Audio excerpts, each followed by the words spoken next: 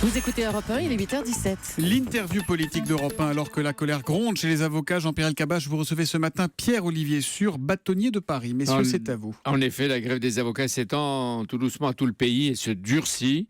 Il n'y a plus de défenseurs commis d'office. Bienvenue, monsieur le bâtonnier de Paris, Pierre-Olivier Sur, bonjour. Bonjour. Jusqu'où irez-vous? Est-ce que vous irez jusqu'à la grève des audiences pour tous les avocats de France, en toute matière? Oui, nous allons vers une grève générale pour toutes les affaires. Il n'y aura plus de prud'homme, il n'y aura plus de divorce, il n'y aura plus d'action en responsabilité. Tout va s'arrêter si les pouvoirs publics ne répondent pas à notre demande. Donc vous dites que vous êtes prêt à tout. C'est à ce point? Oui, la colère gronde, la colère est immense. Aujourd'hui, on nous demande à la fois de travailler pour 10 € de l'heure pour l'aide juridictionnelle, c'est-à-dire le service qui consiste à défendre gratuitement nos concitoyens qui gagnent moins de 1 000 €. Et parallèlement, on demande aussi à notre profession de financer cette aide juridictionnelle comme si on nous demandait... Depuis 10 jours, vous avez arrêté toute aide juridictionnelle aux millions à peu près de Français qui sont démunis, qui en ont besoin. Les tribunaux sont désertés. Pour des hommes de loi, pour des hommes de droit, vous ne croyez pas que c'est insensé? Non, c'est pas insensé, c'est simplement dire aux personnes... Avocat quand même, bien sûr, c'est insensé non, parce qu'il s'agit pour nous de proposer aux personnes aujourd'hui qu'on ne peut plus défendre parce qu'on n'a plus d'argent pour les défendre, une justice revalorisée. Oui. Vous êtes en train de bloquer, avec l'aide des juridictionnels qui ne fonctionnent plus, vous bloquez la justice des pauvres. Pourquoi vous n'osez pas vous attaquer à la justice des autres, des riches? Est-ce que c'est la prochaine étape? Aujourd'hui, c'est la justice pour les gens, les concitoyens qui gagnent moins de 1 000 €. On veut leur offrir à ces gens-là une justice par le haut, c'est-à-dire une justice où les avocats arrêtent de perdre de l'argent en les défendant et où on ne demande pas à la profession de payer pour les défendre, parce que c'est ça qu'on nous demande aujourd'hui. L'État consacre 475 millions par an pour donner un avocat aux plus pauvres. Selon la loi de finances qui est en débat à l'Assemblée nationale, il vous réclame 15 millions sur 2 ans. 5 millions en 2016, l'année prochaine, et 10 millions en 2017. Ça ne va pas ruiner les gros cabinets d'avocats. Vous êtes en train de pleurer, mais personne ne pleurera avec certains d'entre vous. Pour 5 millions d'euros, l'État est en train de bloquer la justice en France. C'est vous qui la bloquez. C'est quelque chose qui est paradoxal, c'est nous qui la bloquons afin de revaloriser la justice. Aujourd'hui, on nous demande, à nous avocats, de financer le service public, un peu comme si on demandait aux médecins de financer la sécurité sociale, ou si on demandait aux instituteurs de financer l'éducation nationale. C'est ça que nous ne voulons pas. Selon Christiane Taubira, 57% de l'aide juridictionnelle, vous connaissez ces chiffres mieux que nous, est réalisée par 7% d'avocats, qui sont généralement des jeunes et des débutants. Les gros cabinets d'affaires, comme elle dit, ne le font pas. Alors on a envie de vous dire encore un effort de solidarité et arrêtez de vous plaindre. La solidarité, nous l'exerçons complètement. Il n'y a pas les avocats d'affaires et les avocats de base, comme dit avec un peu de mépris Christiane Taubira. Il y a tous les avocats. Et tous les avocats défendent et défendent gratuitement et très largement, en particulier en ce moment, avec le problème des migrants.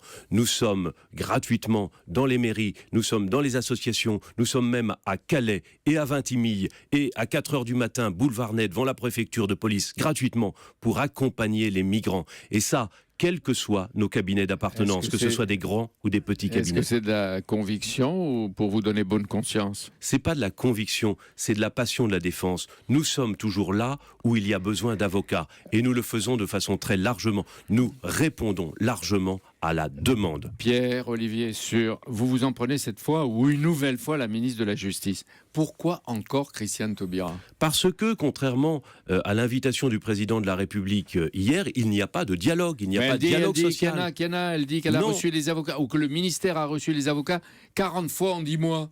40 fois en 10 mois, je ne sais pas. En tout cas, elle ne m'a jamais reçu, moi, pour me parler d'aide juridictionnelle. Elle nous fait recevoir évidemment par ses services. Ces services sont complètement désorganisés, reçoivent les uns et les autres pour donner des informations qui sont toujours contradictoires. Ce que je voudrais, c'est avoir un dialogue avec elle et son directeur de cabinet en tête à tête. Ce que je voudrais, c'est être reçu par le Premier ministre. Il y a aujourd'hui un problème de société. L'État, en France, ne peut plus financer son service public et nous demande à nous de le financer. C'est quelque chose qui n'est pas possible. Vous êtes traité avec une certaine arrogance, indifférence, j'ose pas dire mépris? Mépris, oui, on peut le dire, et c'est plus grave que du mépris parce que aujourd'hui, c'est ce que je vous disais il y a un instant, on renverse complètement nos repères en matière de service public. Ce n'est pas à nous de payer le service public de la justice, ce n'est pas aux instituteurs de payer le service public de l'éducation nationale, c'est à l'État de prendre ses responsabilités. Or, l'État aujourd'hui se désengage concernant la défense des plus Monsieur modestes. Bâtonnier, restez calme. Votre profession, est-ce qu'elle n'est pas entrée dans une posture d'opposition politique? C'est la saison. Nous ne sommes pas en posture. Nous, ce que nous voulons, c'est défendre. Nous, ce que nous voulons, c'est répondre à la demande d'avocat. Et cette demande d'avocat, nous ne pouvons plus faire le job. Pourquoi ? Parce qu'on nous propose une indemnisation à 10 € de l'heure hier, à 7 € de l'heure demain, et que parallèlement, on nous demande de financer ce système déséquilibré. Mais pour autant, arrêter le fonctionnement de la justice. Bloquer la justice, rendre déserts les tribunaux et les palais de justice. Quand les Français vivent cette tension sociale, monsieur le Bâtonnier, et d'autre part cette menace internationale, est-ce que c'est bien le moment pour les avocats de faire grève et de manifester bientôt peut-être sous les fenêtres, comme les policiers, sous les fenêtres de Madame Taubira? C'est pour obtenir un jour que notre justice soit moins dévalorisée. En France, le budget de la justice est 4 fois moins important par tête d'habitant que dans les pays d'Europe du Nord. En France, l'aide juridictionnelle est 2 fois moins importante qu'en Angleterre. La France est le dernier pays de la classe et nous ne l'acceptons pas pour les justiciables. C'est pour les justiciables qu'on se met en grève. Que demandez-vous à la fois à la ministre de la Justice, au Premier ministre, au Président de la République, peut-être? Si vous n'avez pas de réponse, par exemple, de Madame Taubira ou de l'exécutif d'ici à vendredi, qu'est-ce que vous faites? Nous lui demandons 2 choses. D'abord, d'arrêter de remonter des parties du barreau contre d'autres parties en stigmatisant le barreau de base, comme elle appelle.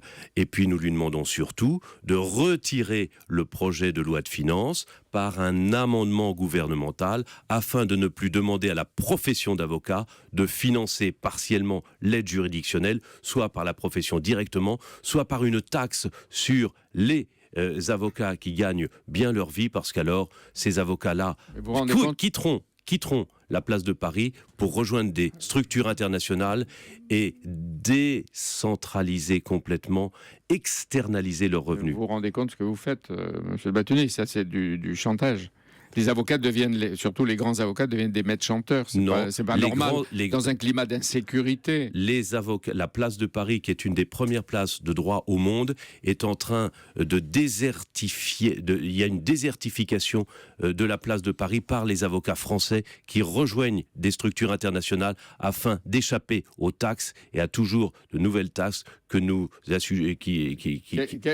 seraient les signes de l'évolution pour que vous empêchiez que ça se dégrade? Eh bien, le signe de l'évolution, c'est un amendement gouvernemental qui revient sur la loi qui a été votée la semaine dernière. Vous n'êtes pas en train de devenir, pour votre profession, le Philippe Martinez des avocats, vous? Écoutez, en tout cas, moi, je défends mon barreau, comme je défends mes clients, et comme je souhaite que les gens en France soient défendus. On verra la réponse de l'exécutif aujourd'hui. Merci beaucoup Pierre-Olivier Siaud d'être venu sur Europe 1 ce matin. Merci Jean-Pierre. Demain, c'est l'ancien Premier ministre et candidat à la primaire chez les Républicains, François Fillon, qui sera votre invité en direct à 8h20.